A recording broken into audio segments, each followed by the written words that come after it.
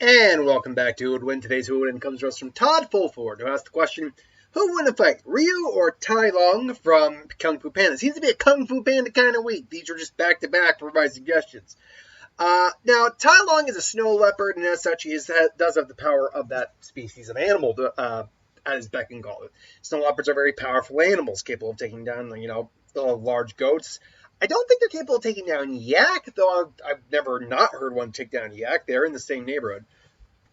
But as such, in all the Kung Fu Panda lore, they're anthropomorphized. He's the master of his leopard style, which is fast and aggressive, as well as being insanely durable and strong for being of his size. Like, he is capable of moving several tons and things along those lines. But the thing that made him the most dangerous among the villains, at least most dangerous to go up against, was the fact that he did know not pressure point techniques exactly, but nerve techniques. Basically something akin to pressure point, where he struck a certain spot and you would seize up and can't move. But it wasn't about pressure points. It was basically he was manipulating his chi to some, if I remember correctly, striking certain spots, and the nerve attack basically did the same thing pressure point attack would. You just, locked your opponent up. Unfortunately, this didn't work against Poe, as his panda physiology pretty much just absorbed all the blows. But that's pretty much all I got for him. I mean, he's exceptionally fast, can take quite a hit, has amazing stamina. But with Ryu was basically raised by, Oken, I believe that was his name. Trained by him along with Ken, killed by Akuma, won a lifelong goal to defeat Akuma. He is a master of the Hadoken style. Ryu, hold on. I want to just know the name of the style he uses. I mean, he's basically the main protagonist of the Street Fighter series. Experienced martial arts, highly focused training in blah blah blah. What is the name of your martial arts? What's the name of the martial arts? What's the name of martial arts? Early in the morning. Hey. Let's see here now. Wait, seriously. All that lore. Fighting style. Here we go. His fighting style. The Shoken. That's what it is. Shotokan. That's what it's called. Despite relative lack of resemblance to the real-life martial art, his normal attacks, however, seem to resemble the martial arts somewhat, especially in some of the aspects of Hapkido via the in-depth names of normal moves in Japan. He has different techniques, like the diarrhea joke kick, but obviously it's the spitting kick is actually the what is the name of the spitting kick? Hold on, Tatsumaki Seppuyaku. Yep, the hurricane kick. There we go. Obviously, the Hodoken is the uppercut. And then, the actual Hodoken is an actual, energy ball. The Hodoken is actually the small energy ball. He later gains the ability to use the massive energy Kamehameha-esque blast version of it. He's also, the Shoryuken, which is, the Shoryuken, which pissed so many people off, the uppercut. Obviously, he's just as capable of martial arts in his own right. He is also capable of using the, it's got to be here, Atsu Inohara, I believe that's what it's called, the Raging Demon. Where is that name? Anyway, he is capable of using that, and he runs the risk of his soul being corrupted by that. However, by rejecting it and accepting very much nothing, he gains the power of mu or nothingness. Excuse me, which is even more powerful than the Atsu Inohara. The Ryu is extremely powerful. He survived basically an island exploding in his face, and rocked it off. He left tens of tons on his own. He's a bullet timer at minimum. He is more than capable of going toe-to-toe with some of the strongest hitters in the Street Fighter universe, including Akuma, who he did eventually beat in the storyline. He eventually beat Akuma, who is arguably one of the strongest characters of the entire Street Fighter series. Also, and for the longest time, probably was the strongest fighter. I mean, there's a reason M. Bison really didn't go after Akuma of all things. Actually, before I get to the actual result here, I am curious about that because I mean I haven't played enough or watched enough or read enough Street Fighter.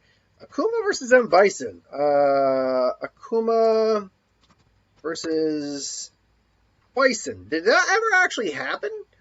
I mean, in the games, obviously. So it doesn't look like this actually ever happened to the best of my knowledge here. Yeah, everything I'm finding is either just in the games or like in fan art, but it's not like in the actual story of Street Fighter. So they never actually met. Um, Bison, the most powerful character, capable of building review. So someone asked the question: is M Bison strong? Not M Bison stronger than Ryu. I wonder if M Bison is stronger. Who will win, M Bison or Akuma? So add this all up. Akuma is easily someone basically says can easily stomp over M Bison. If two players of equal skill were to fight, Akuma would usually come out on top. So see, that's the game. And to be fair, the game, the show, the anime, and the actual lore is based off the game, sure. And to be fair, it would make sense that Akuma actually is stronger because Bison can separate his soul from his body. Okay, an distinction that will become relevant when we get to the Street Fighter V. It's worth noting that Capcom at the time decided that while they didn't know who would officially won the Street Fighter II tournament, Akuma did show up and kill M. Bison. So, hold on, I want to be sure if this is legit at all. So, yeah, I mean, I don't know if this is an actual lore, but this did they did actually meet, and he did actually, kill Bison. And this will make sense because the Raging Demon, the Yatsu Inahara, actually targets and destroys the opponent's soul, which is one of the reasons Bison's, probably the main reason really, that Bison's able to survive for so long is that he just transfers his soul over to like an empty vessel and stuff. And he's able to keep surviving even if his body were to be killed. But because Akuma can destroy souls, it would actually make sense that he is stronger ultimately than Bison. He is the Yujiro Hanma, if you will, from Baki series of the Street Fighter world, with Ryo being his Baki. Although, to be fair, in comparison, Yujiro Hanma, even when Baki got in the manga, spoilers, got the win over him, didn't actually win. It was just that he got acknowledged finally by his dad. Anyway, I digress. So if these two were to be in a fight, I mean, and just a straight physical confrontation, these guys would actually be pretty okay matched. They got actually comparable strength. I would say Ryu's probably got the higher durability just because of the feats he survived. But Tai Lung would still probably be able to take a good amount of hits. And their styles are very comparable to each other. Fast, aggressive. Ryu's definitely got some counter moves, certainly. And the fact that he can actually use his chi to actually perform an actual energy check means he's got a better mastery of chi than Tai Lung does. But Tai Lung has the nerve attack. And I don't think there's anything about Ryu that says he would actually survive, he would be immune to the nerve attack. Now, he might be more resistant to it. Like, if he gets hit, he might lock up a little bit, or like the part that got hit, like his arm might seize up and he would back the hell away. Because these guys are very comparable in terms of strength, speed, durability. Durability, again, that side goes to Ryu, but still, Tai Lung's got definitely a solid amount of durability. Absolutely. But really, the problem here is that the longer this fight goes on, the worse it's actually going to be for Tai Lung. Ryu's a very analytical fighter.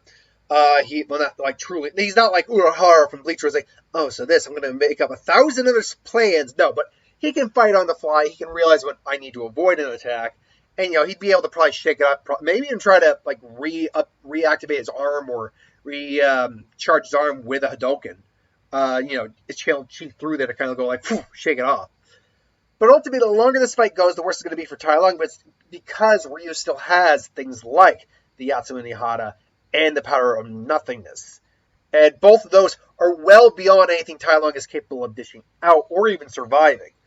Now, Tai Lung is still able to, take quite a bit of damage, but I don't think he can survive a giant Kamehameha Hadouken to the face, or even from a distance if he got caught by it. If from a distance, there's a chance. Certainly there's a chance. I mean, this fight would start out, it would definitely be Tai Lung as the aggressor. I don't think anyone can argue that. He'd come in, they'd duke it out for a while. Eventually, Ryu's starting to get the edge, even as an Hadouken, just boom, blast Tai Lung back. He's singed, he's hurt, but he's like, argh, comes in. They go out again, but this time he hits him with the nerve attack. Ryu's just, it feels like his body stiffens up a bit. It does take another shot. It does take a legit shot from Tai Lung. He's wondering what's going on, and Tai Lung, being arrogant, tells him what he did. So Ryu just focuses his chi, because he can do that, and just kind of just like, ugh. It's like, and Tai Lung would be legitimately surprised, like, how the hell did you do that? It's like, yeah, is that the only thing? It's like, you're not the only one who knows chi, who knows how to use their chi, and then he just kind of just does the Hadouken, just Hadouken, boom, and you blast. Tai Lung's able to get out of the way, starts beating on Ryu again. Ryu eventually kind of like snaps, goes in the Atsui no Hara, and is almost about to use the Raging Demon. But, Tai Lung is able to nerve strike him quickly. He's like, no. Because even Tai Lung is like, I don't want to be touched by you. But, again, he calms down, focuses his chi, goes in the power of nothingness, and just, boom, obliterates. Pretty much either, Ryu, obliterate! Going into a little Yu-Gi-Oh! Stuff. Ultimately, Ryu just has the power advantage, the overall skill advantage, and technique advantage over Tai Lung. So ultimately, in my opinion, it is Ryu who wins. But I mean, look, this is. I realized, by the way, that the image, too late now, was a little uneven in terms of the imaging. It should have been more like that. But oh well. Anyway, I digress. Thank you for watching. Hope you enjoyed. That is my thoughts. Ryu takes the win. What do you think? You agree or disagree? Put it in the comments below. But thanks for watching. Hope you enjoyed. Like, comment, share, subscribe. Hit that bell if you want to be notified. And I'll catch you folks next time. Have a good one.